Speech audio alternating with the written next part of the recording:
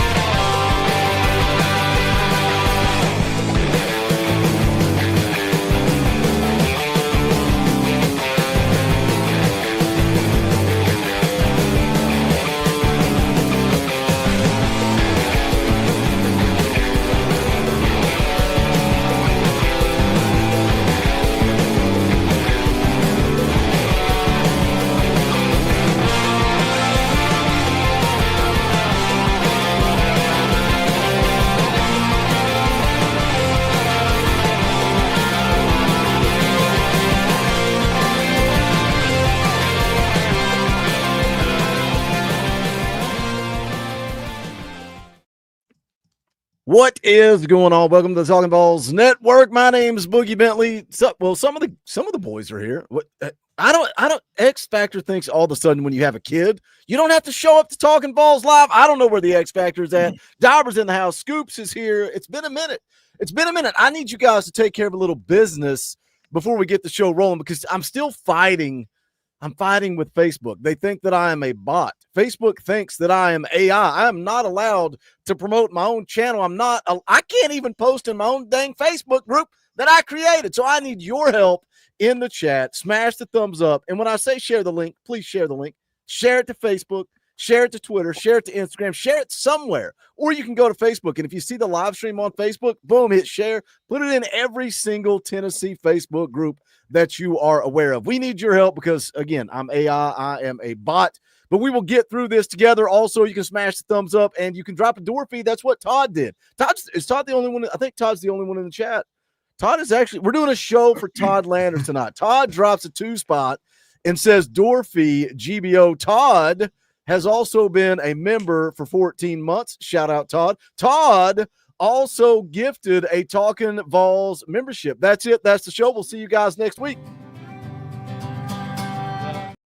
I guess we'll do a show just for Todd. We are giving away some free merchandise today. That was a couple of Wednesdays ago. I said, hey, I got to give away some free merchandise. You guys gifted a bunch of Talkin VAWLS memberships. So we're going to take care of that tonight. I said if you guys got it to 35 gifted memberships tonight, we'll double it and we'll give away 2. I don't know, man. I got some new Christmas ornaments. We got all kinds of crazy stuff over there at Bonfire, but we got to talk a little football. Dauber and Scoops, what's going on, boys? Scoops, let's start with you. Wait, you both.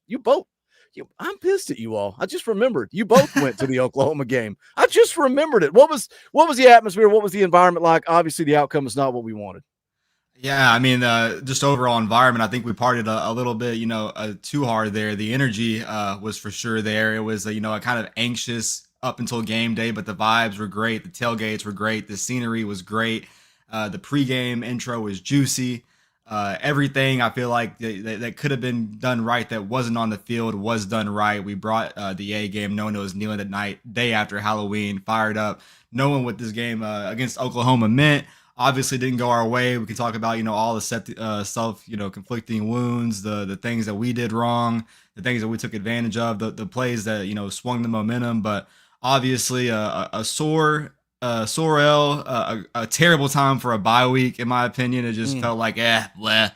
We got to go after a bye week. And now, we have to rebound against New Mexico State this week, but it's been a few weeks, all the emotions, the roller coaster going up and down, but I'm fired up for this week. We still got a chance to have a special season, end on a good note. But man, crazy environment. I feel like everything we could have done we did. And Dob, it was a painful walkout of Neyland Stadium 2 Saturdays ago. It was for sure. Like you said, I rolled on the campus about 9:45, got cranked up and going, shot you a text. I kept waiting for you to roll into G10 and never saw you. Oh, you got big timed. You got big timed by Scoops. Wow. Hold on. Not surprised. Oh, he's checking as if you didn't send the text. Continue, Dauber. I'm not letting him make excuses. Continue. I don't know, man. I don't have a text on my end, Dob. You were with Dub, weren't you? I don't have a text from Dauber on game day. I have the proof in the pudding, but hold on a second. You hung out with Coach J's son, and you left Dauber out of it? No, I did not. I did not cross paths with Coach J's boy at all. It was a traumatic, energetic, Saturday getting started. I feel like all the emotions as soon as you woke up, you're like, all right, let's get to campus. Pre-gaming early. Did make my way down there to G10. Calhoun's on the river, Vol Navy. I always end up there at the volunteer club tailgate. It's kind of hard to beat that thing there, and just the advantage of the food and drinks. But overall, man, by the time then it's like 3:45. You got the Vol walk going on. You got the pregame things. I'm like, oh, I got to go to G10. I look down at my phone. No text from Dauber on my end. So I'm gonna plead the fifth, claim innocence. But I would have made it down there, man. It was absolutely crazy. I mean, you had everybody in town. Luke Combs, Morgan Wallen, Johnny Knoxville, hell, Tony Vitello. Like, it was just a crazy scene. So, man, I definitely should have been there. It's all good. But yeah, like you said, the atmosphere was great. The tailgating was great. Dark mode was great. The video, the orchestration of like the pregame, all that, top notch as always. But you nailed it. We shot ourselves in the foot. It made me think of the Bama game. You turn the ball over, leads directly to points for the other team. You miss a field goal, multiple turnovers. It was quite disappointing for what we saw on the field as far as the 60 minutes of game time. Tough, and like you said, no game last week. You have to sit on it and just kind of roll with it. Of course, with this whole YouTube TV, ESPN drama, and all that crazy stuff going on, I couldn't have watched anything this past Saturday anyway, unless I dumped more money out to, I canceled my YouTube TV. I don't really watch TV anyway. I watch AEW wrestling and I watch college football, and that's it. ESPN Unlimited. They dropped it. They dropped it because of all this drama. It's the same price as ESPN Plus right now if you package it with Disney and Hulu. So I just redid that deal, $30 a month. All I watch is sports and a little bit of wrestling anyway. So I canned it up. Also, though, the bye week, man, it opened up a week of misery. The week following the loss to Oklahoma opened up a lot of conversation. I want to get into that with you guys and talk about it and kind of get your opinion. Let me catch a couple more in the chat. Lance has been a member for 27 months. Shout out, Lance. We appreciate you. We need you guys to put on more steam. Gift those Talkin VAWLS memberships. Instead of giving away one shirt, we'll give away 2 shirts tonight. We need 34 memberships. Luke for 2 says Dorothy forgot to give 1. Shout out, Luke. We appreciate you. Wayne for 5. What is up, Wayne? Says GBO. Wayne, did you leave the chat last night? Man, we were up until almost 1 in the morning streaming our Tuesday night. It was a good time. The vibes were high last night. Man, I was racing at Talladega, having a good time, playing some tunes. It came down to the finish line. I was about to run out of gas. It told me I had 1 lap to go. And Wayne disappeared. I was so excited. I made it to the finish line, and Wayne disappeared. I don't know if he bailed out, fell asleep, or went outside. I have no idea. Foul Ming, been a member for 44 months. You're a member. What are you, the VIP? Where you been, Foul? I'm not talking to you in like 2 weeks. He says, what's up, fellas? Good to see y'all. Still recovering from the Oklahoma loss. I also got no texts from Scoops or Dauber. Man, it sounds like you all have no idea what you're doing without your fearless leader there to organize everything for you and lay out the plans for the evening. Chandler drives an orange boy. We like orange boys around here. We'll play the clip for Chandler if I can find it. Rocky Top, Chandler with the top donation of the night says, man, being a Vol fan is hard. Thanks for the group therapy, Boog. We need it. Go Vols forever. Well, thank you, Chandler. Appreciate the $20. That is not cheap. Let's kind of talk about that. Being a Vol fan is hard. The loss to Oklahoma, it sucks.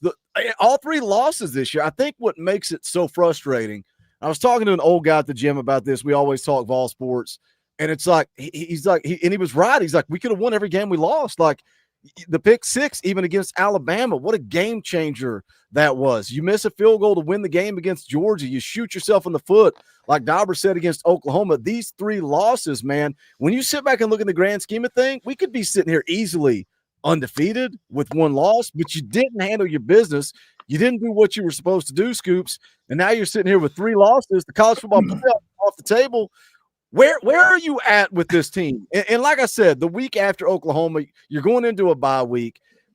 People are calling for Josh Heupel's head, and I even got a lot of people saying that's not true. I've not seen one person say that. Look, here's the reality: when you got guys like J.D. PicKell, Josh Pate, Herbstreit, and they're addressing it, saying that Tennessee fans, if you want to fire Josh Heupel, you're crazy. Regardless of who was saying it, the chatter was there. Where are you at on this whole thing, Scoops?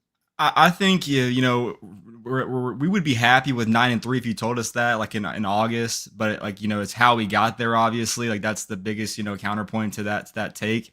And I mean, obviously the heartbreaker against Georgia, the missed field goal, you want to point at that. The Oklahoma game where that you should have you came out there on fire, like you outgained Oklahoma. If you looked at the box score, you'd be like, there's no way Tennessee loses this game. Like this is like based off the first half stats, but that pick 6, that was just a absolutely crazy play, like just so Tennessee, I feel like. And man, it's not about, it's just kind of how we got there, what's transpired, our expectations before the season, seeing the product on the field, knowing that you have Ricky Gibson out, you have Jamal McCoy out, you have Arion Carter battling all these injuries. Your defense is pretty much decimated. And I mean, you still expect to go out there and put guys on the field in the position to go out there and play the game and win.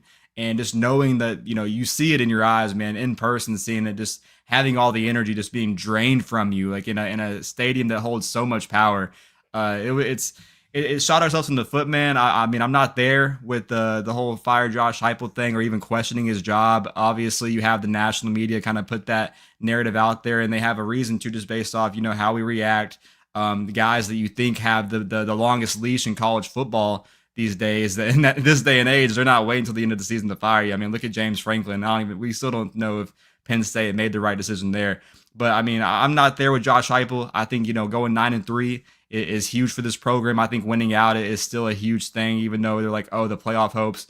might be gone. I've seen the rooting guides of what needs to happen for Tennessee to be that 9-3 team, getting in. And we all know realistically Tennessee's not getting in. They have a value there where it's like, look what, these other teams have a win over Tennessee. It's kind of building up, Alabama, Oklahoma, Georgia there. And maybe things go our way, but I mean, I won't hate it if we end up like South Carolina last year, 9-3 on the outside looking in. You win out. You go out there to the swamp, you beat Florida, you take care of Vanderbilt, spoil their season, and Diego Pavia's little story. That, man, I mean, you drop one of those games, heck, you go 1-2 in the last 3, and I think there is, a real fire at that point. I'm not there yet. I don't see no smoke. I think you look at Josh Heupel's approval rating, it's still sky high. We want better. We want some things, some areas to be cleaned up. The staff thing will be huge in the offseason, man, but I'm not there yet. But if you think right now is bad, if you don't win out, there's going to be some question from the fan base. It'll be a long offseason with a lot of uncertainty for next year in your roster. Look, that's why you play the games, right? That's why you go suit up and play. And it's two different mindsets for me, Dauber. You go win these last. Well, I'm not even counting New Mexico State. You go beat Florida on the road, you beat Vanderbilt. You're looking like, it kind of blew my mind when I saw somebody else put it in writing on VolQuest, and I made a video about it earlier today. You win these last 3 games, and you go win a bowl game. Guess where Josh Heupel's sitting? With another 10-win season. He already has more 10-win seasons than all the coaches after Fulmer combined. Yeah. And here we are. And is that where we're at now? Like, is that where we are at as a fan base, or is that where college football is at, where all of a sudden 10-win seasons don't matter? And even though I get it, I understand it is a small vocal minority of people talking about firing Josh Heupel. But on the contrary of that, Dauber, like Scoops just said, you go lose to Florida, you lose to Vanderbilt. Now you're going to be having some serious conversations if you finish this thing out 7-5. Yeah, I think it is the landscape of college football now. It is a what have you done for me? Not even lately. What have you done for me this season? What have you done for me in the last 3 weeks? And the Tennessee fan base has always been fickle. It's always been very ebb and flow, very emotional, and very reactive. But I think you look at this season and how it's played out, like we alluded to earlier. It's the way that those losses have gone. It's the way that the losses that Heupel has had on the road. Those define that narrative of he can't win a big game on the road.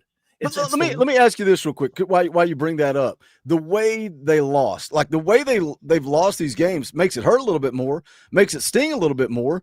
But do you put a positive spin on that, Dauber, or a negative spin? Because I can be positive and be like, well, if you clean up these few things, you're sitting here undefeated or with 1 loss. On the flip side of that, you can also spin it negative and say, well, you didn't do those things, and that's why you lost those games. Ifs and buts. I mean, it all comes down to execution. And I know, and this is a Heupel thing. All 11 have to be, doing their job. But that is true. That is so true. If you have one guy that doesn't make his block, you got a guy coming into the backfield and causing a fumble, scoop score for a touchdown. You have, it is such a funny game. And I think that's why we all love football. And that's why you do play the games. Because if it was just, okay, let's put this on paper, well, the way it lines up, Tennessee should come out on top, but they don't sometimes. And that's what makes football so awesome to watch and so crushing to watch sometimes too. And I mean, how many times have we said it this year? You look at that November 29th game in Knoxville against Vanderbilt and what that could mean to the college football landscape. The season that Vanderbilt is having is ridiculous. They've never been in the position they're in. And they're usually the ones trying to play spoiler. And it looks like if things play out, we could be the ones playing spoiler. It's just crazy. Do you think that creates a little motivation for this team, Scoops? Because again, college football playoff off the table. Josh Heupel now has to find a way to fire up these players. Like the goal, the main objective, the main goal, national championship, college football playoff, SEC championship. All three of those are gone, and now you got a bunch of 18 to 22-year-old kids that are making a whole lot of money, win, lose, or draw. They have a hard enough time. Some of them staying motivated anyway. Look, that's the reality of it. How old are you, Scoops? 25. Just turned 25. I can't even get you motivated, and you're 25 now. Imagine 3 years ago. He's got a tall task, but do you think that he can use that as fuel? New Mexico State's glorified scrimmage. I don't even care. Florida, you're going on the road to Florida. That's a rivalry game, man. You can't get up for that. And then everybody's talking about Vanderbilt. They're the team in the state that everybody's talking about. They got to me and Dauber have said this every Wednesday for the last 6 weeks. Who had it on their bingo card that the Saturday after Thanksgiving, we're going to have to go beat Vanderbilt to knock them out of the playoff because they're going to beat Kentucky. Crazy. They are going to beat Kentucky, and they're going to be looking at 10 wins if they can get through Tennessee.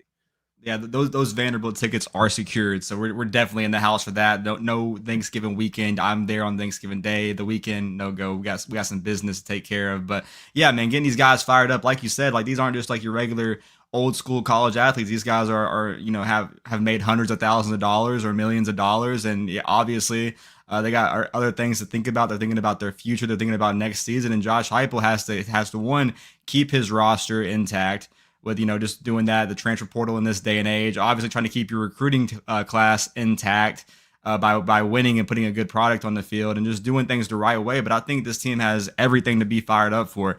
Obviously, New Mexico State, that's a bounce back game. Diego Pavia's alma mater there, so you take care of business if you want to hate watch there. Florida on the road, haven't beat them since 2003. That streak, I mean, everyone talks about it. Florida doesn't have anything to play for, obviously. The kitty cats from the coal mines went down there and worked them. So it's just seeing that result, how that team's kind of checked out. Their interim coach having some fire. They're not really committed to DJ Lagway. I think you got to go and take care of business there. That streak where people are talking about, oh, Tennessee can't go and win in the swamp. Josh Heupel, this is the chance for him to go out there and kill that streak, kill that narrative, get that monkey off his back. Because if you don't beat this Florida team, man, and I realize we've lost to a lot of bad Florida teams in the past, but this is like, it's wide open. This team is checked out. I think Florida's going to come to play, but our team is going to have to be motivated, and I think those guys are going to be motivated because they're going to hear that, oh, Tennessee's out of the playoffs, nothing to play for, all these rumors maybe starting to boil around. Tennessee can go out there and take care of business, and then like you said, Thanksgiving weekend, Diego Pavia talking about running the state of Tennessee, having all this momentum, everything in the preseason, going on Bussin' with the Boys, going on those podcasts, talking about being the best team in Tennessee. And hell, they are right now. You have to give them to them. They've had a special season, a questionable season at that, but you got the chance to go out there and ruin that as well. And 9-3, like you said, go to a Florida bowl game, finish 10-3. I think everything's on the table. And the biggest thing that for me is seeing guys like Colton Hood, who's a mock, first round pick, talking about, I want to go out there and finish the season, even though everything, the playoffs are probably out of the picture. I want to go out there and finish the season with my guys. I haven't made a decision on my future. I just want to finish this, this season with my guys. You got Jamal McCoy still practicing, trying to get out there on the field, and we're 9-3. And I mean, he wants to go out there and play this weekend against New Mexico State. So, I mean, you're seeing these guys that you've invested a lot of money in that are still invested in you, your program, you as a coach. And that lets me know that over there, it's still healthy in my mind. Those guys want to play for Josh Heupel. Yeah, you got the Boo Carters that won't be here next year. But overall, man, I think you're going to see a lot of guys fired up, ready to play. And they're going to come out there and they want to win those 9 games and get to that bowl game, whether it's in Tampa, Orlando, wherever it is, and finish strong. Let me catch up with the chat real quick. VFL Stephen Parr for 2 says Dorothy GBO. Shout out, Stephen. We appreciate you. Ken Faircloth gifted 5 Talkin Vols memberships. We need 29 more. We're going to give away a free shirt here in just a few minutes, and we'll double that. We'll double it if you guys can pick up 29 more memberships. You want a shirt, you want a hat, you want a brand new Talkin Vols Christmas ornament. That's right. We've officially made it. We have Christmas ornaments. If you have not done so yet, smash the thumbs up, share out the link, do all that good YouTube stuff. It's easy, man. It takes you 2 seconds to smash that thumbs up. Dobber, where would you be on? I want to go 2 different ways here. But where would you be on this team if they do win out and they do go 9-3 and you find yourself looking at, can you get excited for a bowl game? Can you get fired up for a bowl game? Or do you find yourself maybe kind of fading towards that new age of college football where it's like, who cares? What does a bowl game matter? I mean, that's a tough question because, you know, going into the season, especially after Nico splits and all that, you know, everything was up in the air. I think Scoops, I don't know if I remember what you were, but I think Boogie, you and I were, what, 10-2? I was 9-3. 9-3. 9-3, 10-2. That was kind of the consensus going into the season. So, I mean, realistically, we're probably given we went out, we're probably right there exactly kind of where we anticipated we would be. But again, it's the way we dropped those games that we've dropped. That's what kind of sours everything, and that's what's caused all of this, you know, vocal minority, you know, whatever, all the criticisms of the staff, criticisms of Heupel, you know, the negativity towards this team. And really it comes down to execution and consistency. And,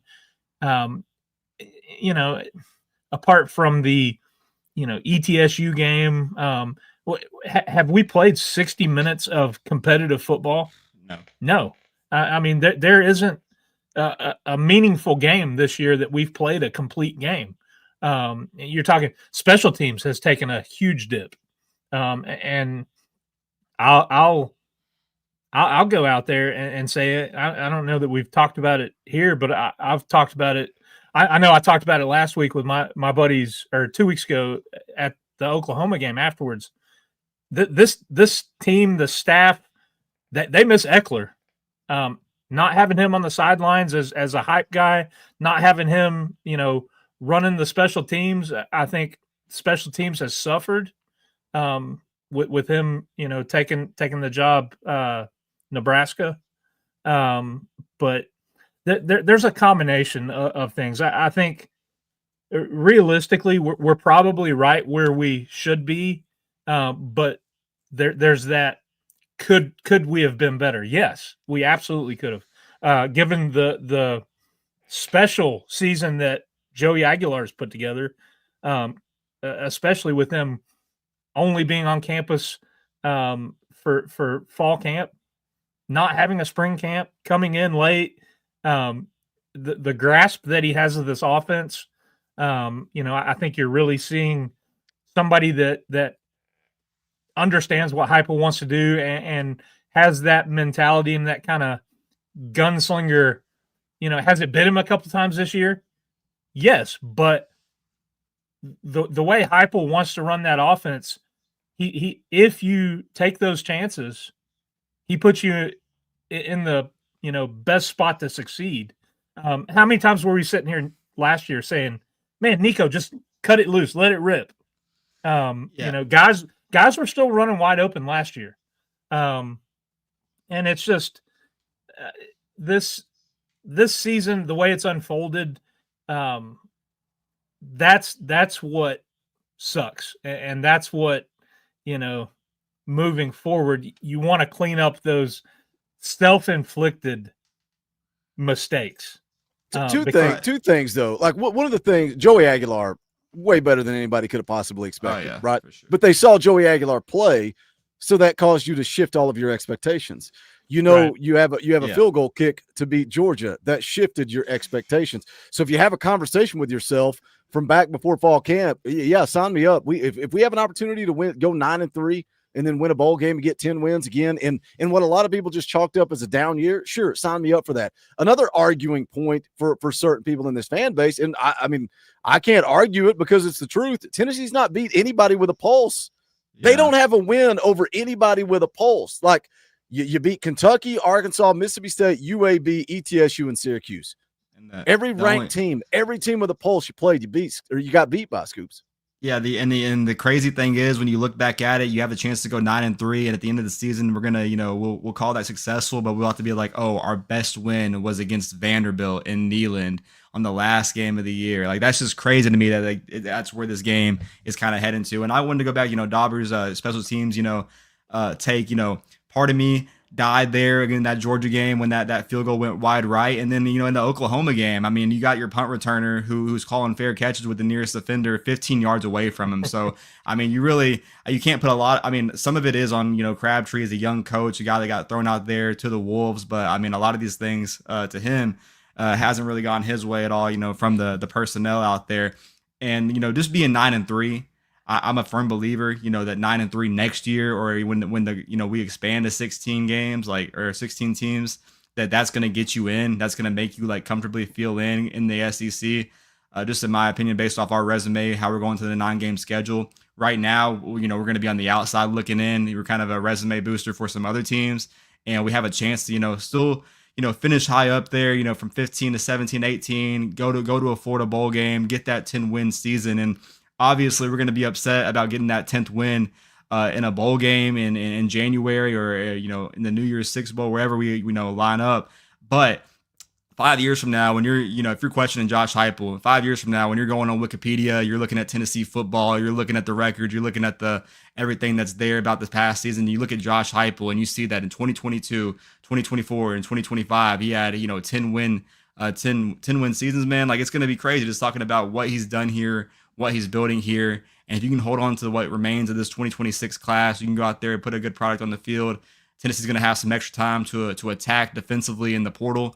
I think overall 9-3 will be good for us in the future. I want to come back to that, talk about the portal just a little bit, but let me catch up with the chat. Wayne gifted 5 Talkin VAWLS membership. Shout out, Wayne. Appreciate you, my friend. John Lillard also became a member of the channel. If you're not a member, hit the join button. It's $1, or you can gift some Talkin VAWLS memberships. That puts us at 23. 23 more memberships. We'll give away some free Talkin VAWLS merch. Krieg Toy Photography dropped a $2 super chat and says, door fee GBO. Shout out Krieg Toy Photography. Next year, man, and I love when people say, always looking to next year. Of course I am. I'm a Tennessee fan. That's what I do every year. Every year I look forward to next year. We're having the same conversation every single year. Next year. You look at what this team's returning. They got an opportunity to be special next year. So many young players. What is it? So I think somebody in the chat said it's 51%. I always say 50%, whatever, freshmen. A lot of talent. Mike Matthews going to be back. Braylon Staley going to be back. Travis Smith and Rad Jackson, another year in the system. You're bringing in some studs at wide receiver. I know we lost Legend Bay, and Legend Bay's a dude, and I did not want to lose Legend Bay and what he brought to the table. But if I'm going to lose a position, let's make it the wide receiver. As good as he was, he was the 4th best wide receiver rankings-wise in that class of 26. You got a bunch of talent. Offensive line. If Lance Hurd goes pro, guess what? Dave Sanders going to left tackle. Do you put Perry at right tackle, Bennett Warren at right tackle? I don't know. This offensive line is going to be just fine next season. Quarterback is a question mark. And let's kind of blend this in to talking transfer portal, overall, what are you targeting? But quarterback's going to be interesting, Dauber, because Joey, as of now, we're going to say he's gone. I might make a video on Joey Aguilar tomorrow and talk about it because everybody wants to run with these rumors. We'll talk about it again tomorrow. Joey Aguilar likely gone. Jake Merklinger, according to Austin Price, is gone in January. There's no ifs, ands, or buts. He has said the words, he is gone in January. That leaves you with George McIntyre, a redshirt freshman, and Faison Brandon, a true freshman who's hurt right now and not even playing high school ball. You got to get a third quarterback, Dauber. Are you out there looking for a middleman? Are you looking for a starter? What are you doing if you're Josh Heupel? I mean, that's the $100 million question right there. Do you want to tie up all kinds of money for a name and somewhat proven person, or are you bringing in somebody that's played and has some experience and some success, demonstrated some leadership qualities, or are you rolling the dice and trying to gamble on another diamond in the rough like you got with Joey this year? What happens if you go the portal? Let's say the portal opens on Monday. You go and get the guy that you know is QB1. He comes in on Thursday and commits to Tennessee. What's George McIntyre going to do? Is he going to sit around and wait? Is he going to wait his turn? I think if it's a middleman or if it's like a guy that's trying to be the guy that's been somewhere in like a group of 5 school, That's going to be the make or break for what happens with your quarterback room. Obviously, Joey probably gone, Jake probably gone. Everyone's already talking about pointing to the future. Go play George. Go play King George. Get him the experience that he needs. I'm telling you right now, Josh Heupel's going to ride with Joey Aguilar for the rest of the season. And yeah, Tennessee's going to blow out New Mexico State, and Jake Merklinger may be gone, but Josh Heupel's had so much respect for his recruits and his prospects and his guys that I promise you, Merklinger's going to be that second guy out there. That's a problem. Hold on. That's a problem. If you know that Jake Merklinger is leaving, and somebody checked me on this today in the comment section, and I didn't have a chance to have some back and forth with them, but they said this ain't a video game, Boogie. You got to ride with Jake Merklinger. I almost cussed. Somebody got mad at me for cussing today too. I'm trying to be a good Christian boy. No, I'm not playing Jake Merklinger. I'm rolling with George McIntyre. If I know Jake's gone, I don't care. You need tape? We'll roll the old tape. We roll him with George against New Mexico State for that second half. I'm not starting him. People, go ahead. By that mentality, though, then why play Joey? That's a fair point. I don't have an answer to that. At least I can't even say at least Joey's being loyal to the team, because I don't blame Jake. I don't. It's just the world of college football in 2025. And you're still playing to win games. That's why I'm rolling with Joey. You can't go about what about the locker room either, like that narrative this far in. Obviously, the guys love George too. Like they the same guys, the quarterbacks. No matter what quarterback you are in the rank, you're going to have a relationship with your wide receivers, your offense, your guys. So I mean, I obviously wish, and I think George needs to get those snaps. I don't know where he's at, currently with his red shirt, or if that's even a factor. I know mostly they're worried nutritionally when it comes to George and getting his weight up. He has some food things that keep him from gaining a lot of weight. So I think he just has to get the size. Like, everyone sees the potential there. But I mean, yeah, man, I think they're gonna try to be respectful to Jake. He is a hyper recruit, so we'll see what that happens. But I mean, when it come back to full circle, like with the quarterback take, I mean, I think Tennessee will take a transfer portal quarterback. I think it's too late to go out there and try to evaluate a high school guy in this class or another guy to reclassify. You might as well. I don't think you can bring in you can't. another high school. What high school kid's going to come in and play behind Faison Brandon? You've got to bring in an older guy with some experience. And like you said, I mean, Faison, he's been, out for the season. He's had that cast on his hand. I've seen him at the Vol Club tailgate, talking about he's going to be good to go. And that's, you obviously want to hear the players say that. And we'll see. He'll probably be ready to go when spring ball as a freshman and stuff like that. But, I mean, overall, man, you got George there in your back pocket, a guy that was a 5-star before he got demoted for his on 3 reasons of the Elite 11, a guy that has all the potential you've invested in. I mean, I could see them going out there and getting a guy to compete, but if you go out there and try to get a crazy name, like say a guy that's been going crazy at North Texas, like Drew Mestamaker, or, everyone's floating out those names you see at a Conference USA school, I think that could give some pause, because you obviously have a lot of money invested in your roster, especially your own recruits. And then you got to go and fill your holes in the portal. When you're a QB1 and you've obviously waited a year, you have a 5-star number 1 ranked quarterback coming in behind you, and they're trying to go get another guy they're going to plug and play to start over you. I mean, yeah, that gives these recruits, things to think about when, they have probably all these other schools in their ear. They have these agents for a reason, man. In this day and age, it's one phone call with an offer, and you never know what's going to happen. So I think overall, I think you got to play your guy and, bring in a mid-tier guy that can go out there and compete and make, George and Faison better. But I'm worried about that. If you go out there and you make a big splash, I mean, I think there's other needs like the defensive line, safeties, another linebacker that's going to be there. We don't know what's going to happen with Arion Carter or T-Lander. I mean, if I'm spending money, man, it's on the defense. I don't got no reason to question what we saw on offense this year with Joey Aguilar after spring ball. The unfortunate part, because as you're talking about, money and adding guys in the portal, I'm thinking, all right, how do you allocate this money?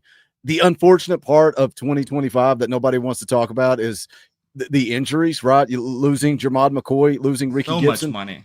Guess what? That ain't cheap. That's a pretty penny. Also, Boo Carter, like I was just talking to a mutual friend of mine at Daubers. Davis came by the house today and we were talking about it. And it's like nobody wants to talk about these injuries. It's always an excuse. But, man, when you sit back and look at this team, and it's like going into the year, like before the drama with Boo, like take away the injury from Jermod, it's like you lost your 3 best defensive backs. And those 3 defensive backs cost a lot of money. That's just the reality of it, of what it is. And you got 0 production from Jamal McCoy. You got a game from Ricky Gibson and whatever you want to call what Boo Carter's out there doing. I don't know that I would call it an effort or a game, but that's just the way it is. And you look, how do you allocate this money? Because guess what? If Jamal McCoy goes off to the draft, if Ricky Gibson goes to the draft, if Colton Hood goes to the draft, Boo Carter's money is about to be freed up. Joey Aguilar's money is about to be freed up. Jake Merklinger's money is about to be freed up. But then guess what, Dauber? Guess who else wants money? Mike Matthews is out there balling out. Braylon Staley's out there balling out. Like Dave Sanders is going to want to bump in pay. Jesse Perry, did you have it on the bingo card how good he was going to play? Guess who else is going to want money? Jesse Perry's going to want some money. Jaden Perlotti's going to want some money. All these dudes are going to want to get paid, and Josh Heupel has to figure out how to balance that payroll. Yeah, and that's just it. It's not just new guys coming in, portal guys coming in. You've got to re-recruit your own guys. Yeah. You've got to hit your own locker room. You've got to keep those guys happy. And that's one thing that I will compliment Heupel and this coaching staff with, with the introduction of the NIL and transfer portal. You've not heard a ton of complaining, grumblings, problems within due to that. And we know, you start talking money, it complicates things. And it can be a real divisive matter.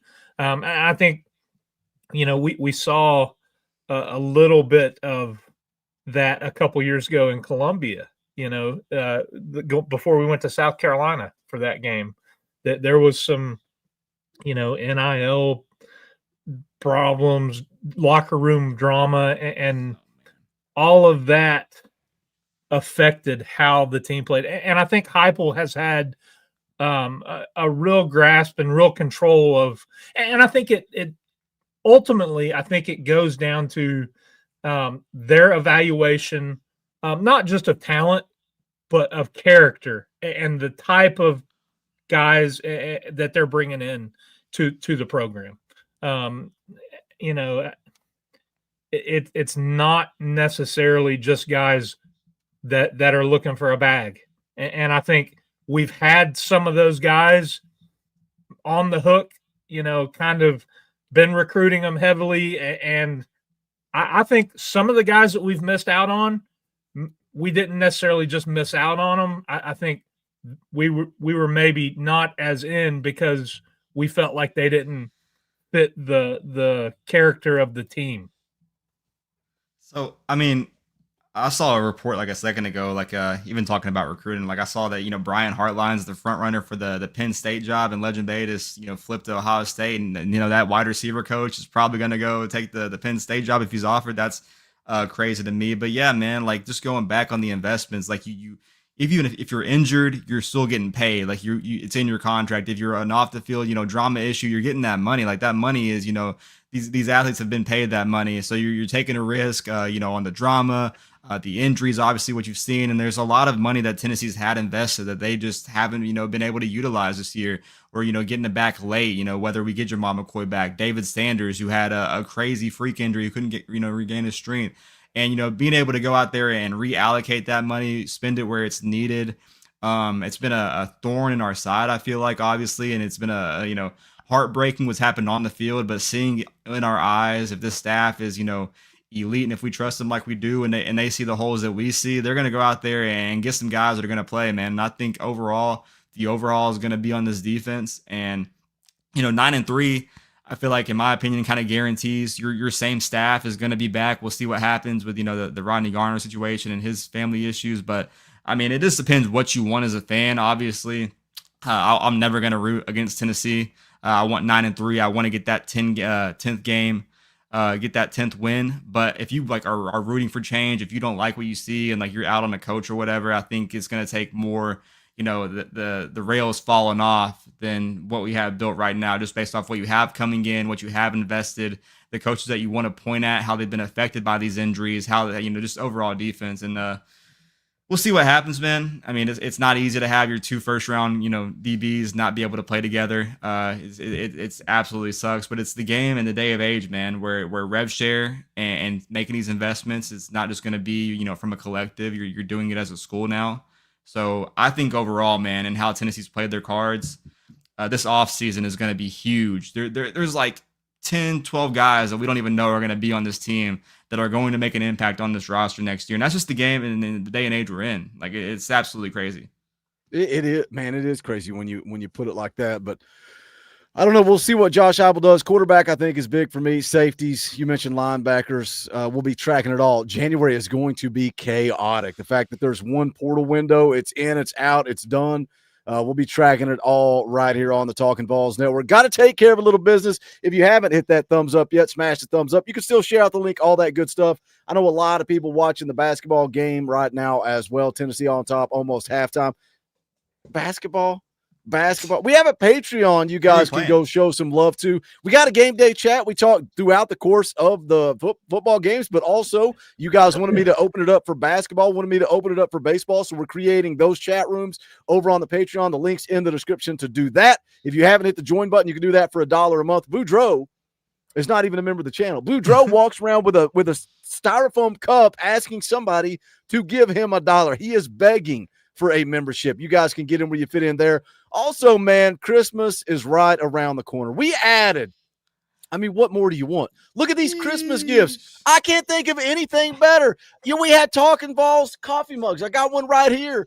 They barely hold any coffee. They don't hold anything. These are 15-ounce coffee mugs. If you want to put something else in them, you can put something else in them. Nobody will ever know. What more does your wife want than a hemp blend pouch with that TN logo on it? Dauber's down there drinking probably Captain Morgan in a 30-ounce tumbler. We got a TN-themed tumbler. We got a Talkin VAWLS logo tumbler. And you guys in the chat told me last night, Boogie, we want Talkin VAWLS Christmas ornaments. We have them. And I thought, what better way to say Merry Christmas than Buck Fama? What says happy birthday, baby Jesus, more than Buck Fama? Get in, look at Dauber. He's making his own custom tumbler now, but you can go to bonfire.com/store/Talkin VAWLS. By the way, we got to give away some free merch. Is Chuck in the chat? Chuck Maines is here every single time the lights come on. He was the winner of the giveaway from a couple of weeks ago. So, Chuck, you got to message me on Facebook. Let me know what you want. You want a Christmas tree ornament? We'll decorate the Chuck Maines Christmas tree with a Buck Fama Christmas tree ornament. But all the other merch, hats, logo merch, whatever you want, parody shirts, rivalry shirts, Buck Fama, Gator Hater, all that good stuff. Bonfire.com/store/Talkin VAWLS. I can't think of a better ad read. What are you talking about, Scoops? Those pullovers are kind of calling my name, man. Like 2 days ago in Nashville, it was snowing. Today, it was 60. You don't know what you're going to get when you walk out of the door in November. Is it going to be winter? Is it not? You don't know. The perfect place to get some Talkin VAWLS merch over there on Bonfire. Bonfire.com. That camo hoodie is legit. It looks clean. I don't even know. I don't even have that. I don't even have it. Dauber's got one. I don't have one. It's a good, like, heavyweight. It's a nice one. You know how much money I make when I sell one of those? About 35 cents. They were so expensive. I was like, I'm not making any profit. I'm going to get this price as low as I can possibly get it. Foul Ming agree and says best hoodie that I own. All right, I want to talk about this. Let's see. Where did it go? This came out right before we went live, and I thought it was worth talking about. Danny White, Tennessee is actively exploring Neyland Stadium expansion. Of course, this comes right on the heels. He announced another sellout, 27 straight sellouts. When was the last sellout prior to this run starting? Was it? I guess it was the Ole Miss game. Wasn't it the Ole Miss game? I think it was the Ole Miss game when Kiffin came back. Yeah, I think that's what it was. 27 straight sellouts.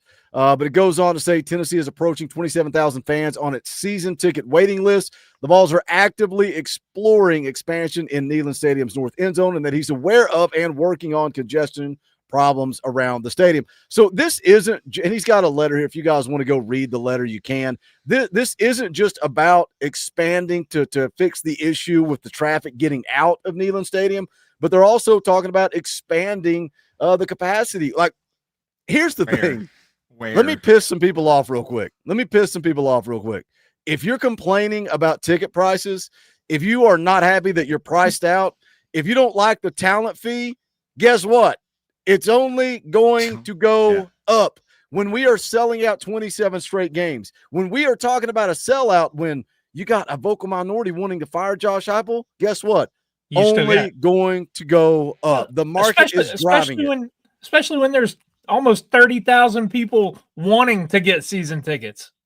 Yeah. I mean, I understand, like, you got, the more the merrier, the stock is there. Where are they going to put it? I know you talked about the north end zone over there, but man, it's just absolutely crazy because Dauber, you being at the Oklahoma game, the experiences I've had, at the Arkansas, the Georgia games, it's just, I don't know, man. I don't know if it's like the beer lines, the expanded concourse where you have more things involved, where, people have talked about, in the upper deck where, you have the UT medical team that's also trying to fight the one beer line and everyone's just kind of lounging around. I think, there's been a lot of safety things overall, worried about like stampede vibes where you literally got to worry about getting out or not being on top of somebody, stepping on the back of their heel. Obviously, Danny addressed that as well. But I wonder where it's going to happen, how it's going to happen. They talked about removing that building on Peyton Manning Plaza, I think, or whatever. Maybe that helps with the overall flow. But with the responses, the reviews of, getting in and out, obviously the game day environment's elite. Going to a Tennessee game, there's no better place to be than in Neyland Stadium. But if we're talking about expanding, whether it's a student section or adding a third deck or adding some more rows wherever you can, how do you do it? Because what I experienced after that Oklahoma game, probably sucked more after a loss. But just overall, man, it's brutal. Like there's unnecessary gates, unnecessary clearance, things you got to pass. I mean, I feel like there was a solution and they made a problem out of it. Like it's been weird, man. Dauber, any thoughts on the expansion? I mean, it's one of those things. Yeah, I mean, you've got the issue of so many people wanting to get in and but how do you do it? A couple of years ago when they were talking about putting a second jumbotron up, they were, no, we can't do it. You've got the old gym. What is it? Alumni stadium that sits right behind Neyland.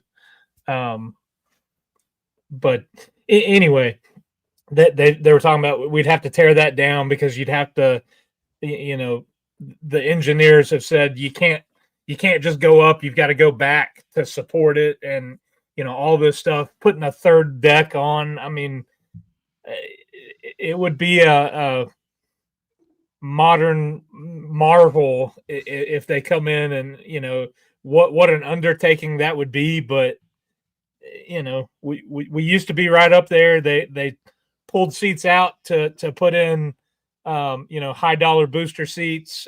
We lost capacity.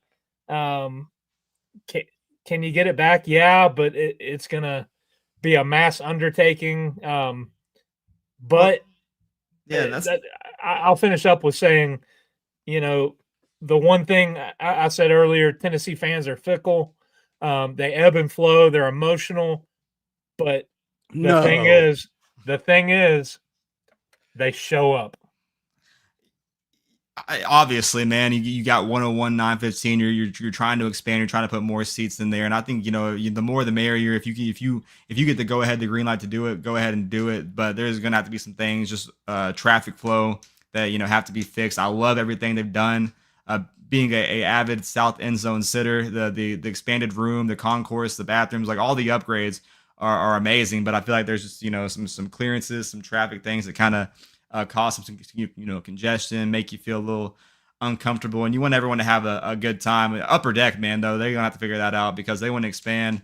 That's gonna be a real problem. It's kind of cut off there, man. You got the party deck up there, and then when you're walking around the concourse, once you get to those founder suites, like it's literally cut off. They don't let anyone not in there even around. So everyone's jam packed there, and it's really messed up the traffic flow. And I get it.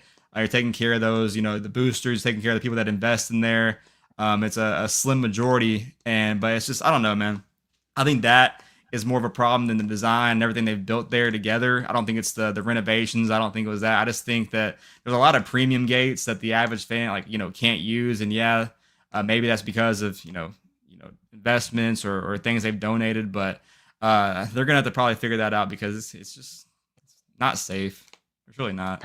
Have either of you guys ever used the social deck or whatever they call it? Because that's what's funny. When it went from 102 455 to 101 915, so many people were mad. So many people were upset that you were losing numbers to add that social deck. I thought it was a neat idea. Obviously, it's not my thing. I'm not going to go stand around and watch a football game. Maybe some of you young punks like Scoops.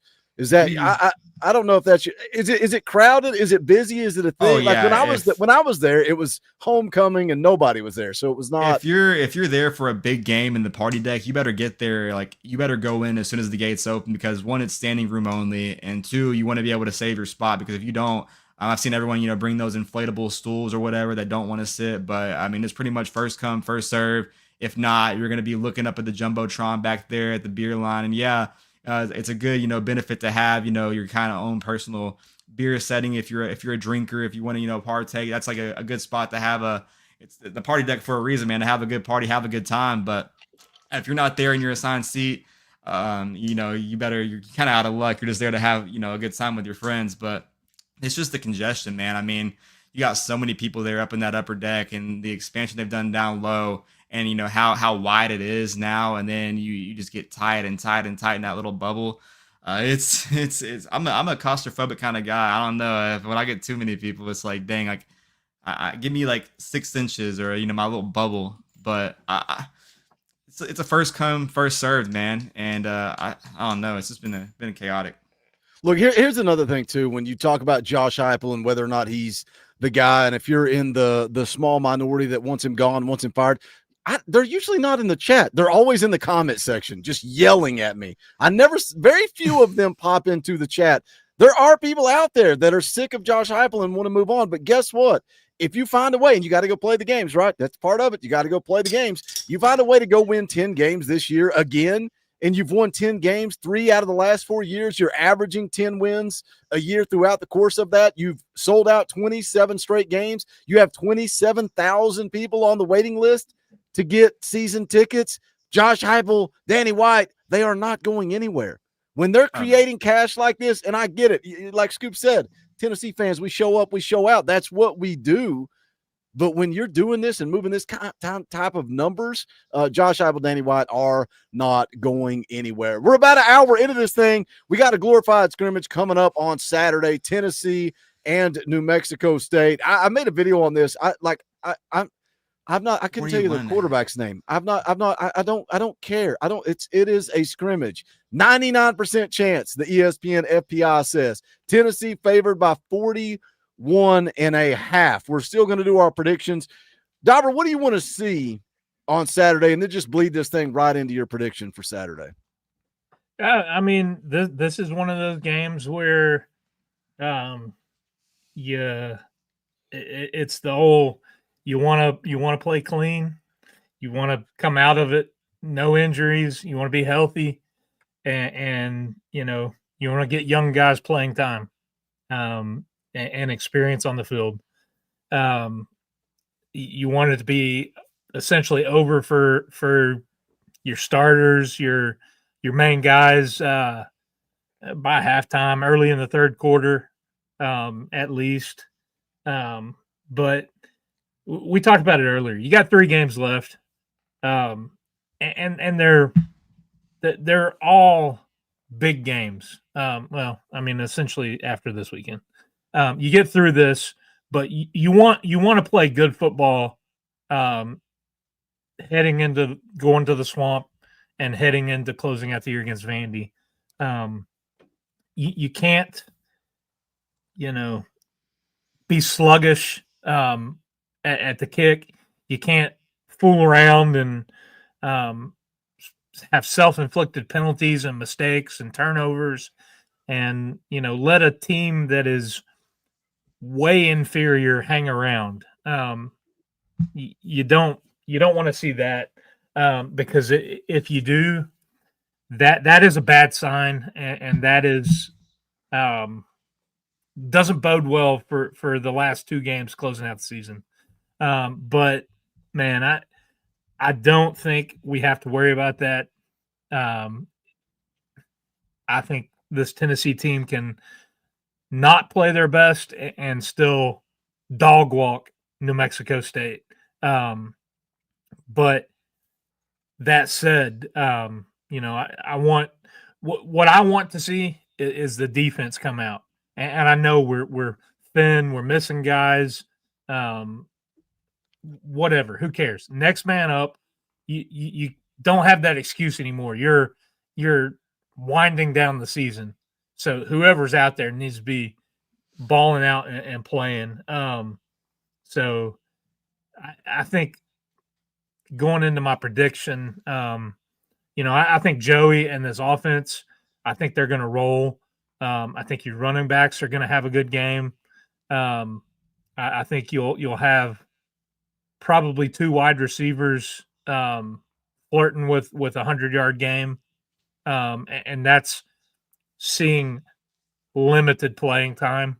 And I think Tennessee is just going to they're going to lay it to them. I've got Tennessee 63, New Mexico State 3. Yeah. Let me hit this super chat real quick, Scoops, and we'll come back to it. MG Wade for 5 says, I am a don't complain about someone without bringing up a solution type of guy. There's absolutely no safe alternative to Heupel at all. Appreciate the super chat, MG Wade. MG Wade is somebody that I think it seems you've been pretty critical of Josh Heupel, but also saying, who are you going to hire? And that's always one of the first questions I ask, man. You want to move on from Josh Heupel? All right, who are you going to hire? And I hear John Gruden, Nick Saban, and somehow, some way, we're going to reincarnate John Madden and bring him back to the game of football. That's a good point. That's a good point, though. I mean, given everything else that's available right now and potentially coming up to be available when the coaching carousel kind of officially starts. I want to ask something else, and then Scoops, you jump into your prediction, and you can jump in on this too. Young guys, Dauber, I'm going to put you on blast the same way Kaner put me on blast. I said the same thing. I said I want to see all the young guys. He goes, what young guys, Boogie? They're all already playing. Like, what young guy do you want to see? Like Jaden Perlotti's already played, and maybe a little bit more Jaden Harmon. You're seeing a true freshman at corner. Timothy Merritt, maybe. Yeah, I mean, by getting them more snaps, more experience, not necessarily that they haven't been playing and that we haven't seen some glimpses of some very exciting guys in the future. But, this is a game where, like I said, you want it to be well and tied up before halftime, early third quarter. And you've got all young guys in. I mean, guys in the chat, George McIntyre is cheating. We all know that answer. Scoops, is there any one guy, young guy, freshman that you want to see play that hasn't already been getting run, not named George McIntyre? Sidney Walton, maybe? That's the only name I can come up with, man. They're all playing. I said Isaiah Campbell, Ethan Utley, and yes, they've been playing, but the same tune as Dauber ramp up that snap count. Yeah. Yeah, if I had to say someone different than Isaiah Campbell, I think I'm going like a Marion Dye, just because the upside, a huge edge rusher, guy from Indiana that Tennessee was able to go in there and steal from, Purdue and Ohio State. Hasn't played a lot, but when he is, man, he's ferocious. He's a next level genetic looking freak, like a guy that just comes off the edge. I think his ceiling is absolutely through the roof. And that just goes back to saying, man, like you talk about, the percentage of how young this team is and mistakes we've made. Even putting a first-year tight end in that, instance in the Oklahoma game, like Dauber said earlier, having all guys, all 11 guys, playing in one speed, and that play, just being not, turned around and getting hit in the face mask, that just proves that point. So, I mean, these guys are going to make mistakes. You hate to see it. You hate to see the injuries, but, seeing the mistakes they're making now, the game experience they're getting, and what's for the future, and talking about the future. It's hard to not be excited about what these players and what their ceiling is going to be in the next few years. This is a funny comment. Boogie, see if you can find a fire Josh Heupel person to qualify his opinion. I ask them to come on every single Sunday night for the fan call-in show. They will not do it. They know what's going to happen. They will not participate in the fan call-in show. All right, Scoops, give us your rundown. What are you looking for? Give us your prediction for this glorified scrimmage coming up. Yeah, I mean, just talking about earlier, obviously, threw some shots at, Pavia for being his alma mater. It's also Tennessee running back Star Thomas's alma mater. Before he went to Duke, he went and played at New Mexico State. So, hopefully he has a chance to go out there and get some reps against his former school. That's something there cool. But yeah, man, we talked about it earlier. The guys we want to see, whether it's the quarterback, the young guys. If you don't see the young guys after halftime, something's going completely wrong. If Tennessee takes that L, goes out the bye week, and doesn't come off just absolutely, pissed off, hornet's nest, ready to play and just, put down a team that has no business being on the same field as them, then I'm going to have some questions. First time ever Tennessee and New Mexico State have played. Something's going to have to give in that win column. One team's going to come out. It's definitely going to be the Vols. But glorified scrimmage, like you said, we touched on the quarterbacks earlier, whether who we're going to see. Probably, Joey, Jake, and then, G-Mac. But, we wish that was a different order. But, yeah, I mean, this depends what you want to see, man. I want to give Joey his flowers for the time at Tennessee, what he's always done.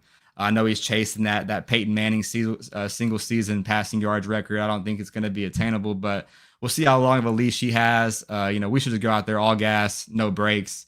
It shouldn't be close. What do you have to lose at this point? You should be pissed off. You should want to go out there, finish 9-3, want to make a statement, be fired up. And I think this team is going to have that mojo, man. Even though those playoff hopes are slim, I think this team loves, one another. They want to play for one another. They want to play for Josh Heupel.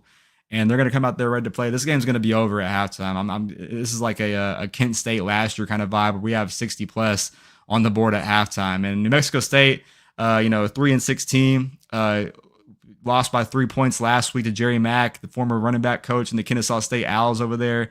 We've seen them on tape a little bit. This should not be a problem, man. Our walk-ons, our guys that are paid to play at Tennessee and get this experience, they should be on the field in the third and fourth quarter. Just get that that feel. But yeah, man, this is gonna be wraps. Biggest thing I'm looking for, man, is the injury report in a few minutes. Is Jermod McCoy? Where is he at on there? Is he doubtful? Is he probable? Is he questionable? I think that we've all been trying to rush him back from an injury like an ACL injury, man. I think right now he's kind of on that timeline. You talk about a player's, player. You talk about a coach like, a guy that wants to play. Even though he's a lock at a first-round pick, Jermod McCoy wants to come out here and finish the season with his guys. So I think if he can play this week, he will play. Would be nice to have him back for a feeler game like New Mexico State before we go to, Gainesville and finish off with Vandy. Looking for that. But, yeah, man, I got the Vols rolling 65-6. I think it's not going to be close. Maybe a few field goals there. And, we're getting out and looking forward. We'll be fired up going to the Swamp next week. I'm laughing, and I shouldn't do this, but who in the heck is Bryant? Who is Bryant? I got to click on it to see who this is. The Bryant Bulldogs. I have no idea who that is. That's who one of their wins came against. They beat Tulsa and they beat Sam Houston. Just a terrible football team, man. They're just not any good. And I don't care what happens. All I'm going to say is give me George McIntyre in the second half. 66. I'm laughing listening to you guys give your predictions because we did this for Oklahoma, and then the defense comes out and plays good enough to win after I made fun of that whole situation. 66-10, Tennessee. I want to see George McIntyre. That's it. That is it. I'm sorry, Jake. I know you listen every single Wednesday night. You tune in to Talkin Balls. You're dialed in. You're a member of the channel. I don't want to see you play on Saturday. I want to see Joey. I want to see him ball out. I want to see him sling the rock around. Then I want to see George McIntyre the entire second half. Timothy McGee drops a 50 spot. We'll play the clip. All I know is go Vols, because that's all I know. Go Vols.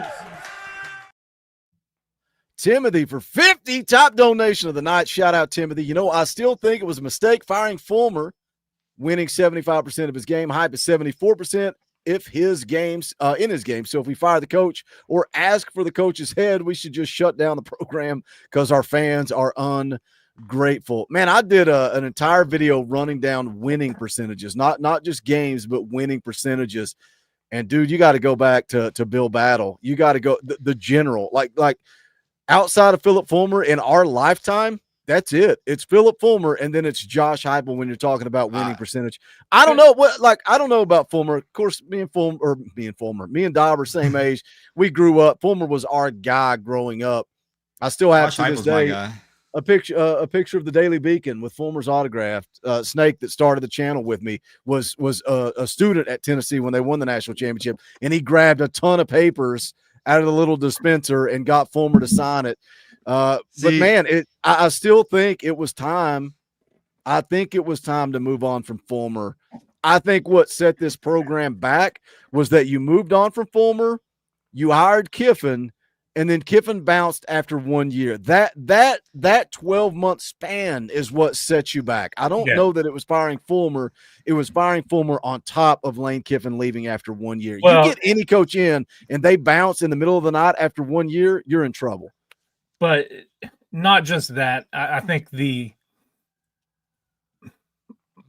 direction that the athletic department went, one of my good buddies, he always said, I don't know why Tennessee wants to, look for their coaches at the Dollar General.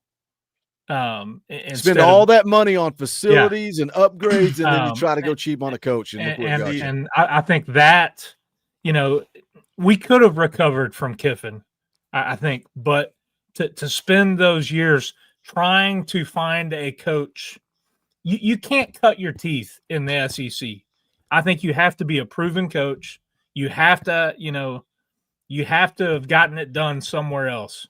And the guys that were brought in after Fulmer and after Kiffin, just, they should have been somewhere else for proving themselves and not just coming to Tennessee. Go watch the Fall of the Vols. That's all I'll say. Y'all talk about Fulmer being y'all's guy. Josh Heupel, in my opinion, that's my guy in this generation, man. And I think that right now everything that's happening, you're seeing the mistakes, you're seeing the hiccups. Josh Heupel, in my opinion, I'll say it, is still a young head coach, an offensive coordinator that got a chance at UCF.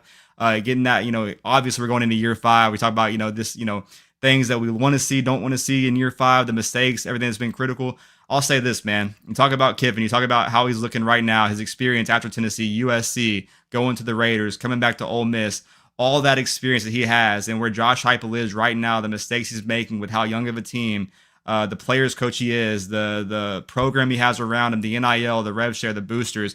My hot take to end the show, Josh Heupel is a year or 2 away from being one of those legendary coaches we talk about that finds a way, figures it all out, puts it all together, and goes out there and wins. And if Josh Heupel is able to stack some recruiting classes, finish out this season, with a 10-win season with the bowl game, I think that it's we'll talk about the soreness of not making the college football playoffs this year, but we'll look back and be like, that's when Tennessee put the rocket on its back and figured out, its wrongs and got back to where it wants to be. And that's being a blue blood in college football that's in the playoffs every single year. I think he's right there. I caught an article today, and I can't remember where it was, who was from, but it was talking about Kiffin, and it was talking about what he learned and talking about him finally kind of giving up calling the plays. Mm-hmm. And it was talking about that is probably the change that Heupel needs to make going into this offseason. And I think they were like, if not before then, the rest of the season, because it still seems like he is very heavily involved in the final, play going out on the field. And that has caused problems in time management and game management. And that's something that Kiffin has learned and matured in as a head coach. Is it's one less thing he has to worry and manage it. I guess micromanage. He's kind of given those reins to his OC, and now he sees the game in a much broader view and a different way. And he doesn't have to worry about a 3rd and 6 call. He can focus on all these other facets of the ball game. And I think if I had a criticism of Heupel, it might be or I guess it would be kind of that he does seem to have his hands kind of on everything and doesn't want to, let his coaches kind of coach. But like you said, Scoops, he is a young coach. He is still kind of finding his way out and feeling it. And you want to see, like we've talked about, minimizing the self-inflicted mistakes on the field with the players. You want to see the coach learning and growing and minimizing those mistakes that come from the top down, and you don't want to see those repeated. Wayne brings up the key word to all of that, and that's trust. Does Josh Heupel trust Joey Halzle to call the plays? And if he doesn't, is he willing to move on from Joey Halzle? And I don't think that he is. You got Seth Luttrell on this staff as an analyst. Would you trust Seth Luttrell more than you trust Joey Halzle? And if you do, then that's the type of moves that Josh Heupel is going to have to make if we're going to move in the right direction, and we're going to do what Scoops just said. But to tie a fat bow on it, I love what Ramon Foster said when Jonathan Crompton compared Heupel to James Franklin and that whole conversation. And Ramon Foster said, you don't go win a national championship every year, especially in 2025. What you want is a coach that's knocking on the door of the playoffs year in and year out and giving you an opportunity. So when the time is right, you go take your national championship. And when we're talking about down years, being a 10-win season or a 9-win season, guess what? You're knocking on the door, and now you got to take that next step. Timothy drops another 5 and says, LOL. He says, LOL, youngster Brandon Brando Scoops. I grew up with Majors, had up and down season. He would win big, and the next season lose 3 games. He shouldn't have. Shout out, Timothy. We appreciate you, my man. Dude, it's always funny to hear people like back Scoops in my day. I'm like, dang, like I'm a 2000s baby. I didn't know, like, I wish I got to experience Johnny Majors. I wish I got to experience 98. But man, Josh Heupel is getting me there. It could be worse. It could be worse. This is the X Factor. This is his hero. And you have to not lose the game before you can ever win the game. Don't laugh at me. No. Don't laugh at me. X Factor loves him some Butch Jones. All right, we're out the door. Don't forget, Friday morning, 10 a.m., me, Coach Jay, and Foul Me going to get you geared up for kickoff. We'll do a tailgate show an hour before kick on Saturday, post-game show immediately following the game. We're back to business as usual. Sunday night fan call-in show, Tuesday night EA Sports College Football. The morning show with Kaner will be back on Monday. I am thinking about picking up the phone and calling old Brent Hubbs and saying, Hubbs, I know you got to see it to believe it, but I think if you come to Talkin VAWLS the Friday before the Florida game, we're going to make it happen. I don't know. We'll see. Make sure you're subscribed, dialed in, all that good stuff. If you haven't hit the thumbs up, hit it on the way out the door. You want some Christmas gifts, go to bonfire.com/store/Talkin VAWLS. Get that Buck Fama Christmas ornament for the old Christmas tree. If you want Boogie's kids to get some type of Christmas present, please join the channel. It's only $1. Got $1 for Scoops. For Dauber, my name is Boogie Bentley. This is the Talkin VAWLS Network. Go Big Orange.